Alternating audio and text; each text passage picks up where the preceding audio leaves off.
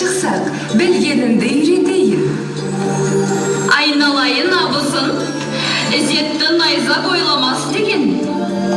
Елінің өзі орнынан тұрып ізет көрсеткен соң, бас көтеріп шыға келгеніміз жараспас. Қолыңда кел. Келіннің бірінші міндеті сәлемі, екінші жарының әлемі. Жүре ғой. Оң жағында тілеуіңді тілеген қалқың бар. Олар барда жарқыраған талқың бар. Басыңды ий, еліңді жүрегіңмен сүй.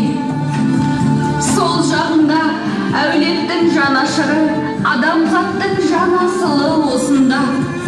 Көп жаса деген сөзінен нәр алатын, барлығы да алтын құрсақтан жаралатын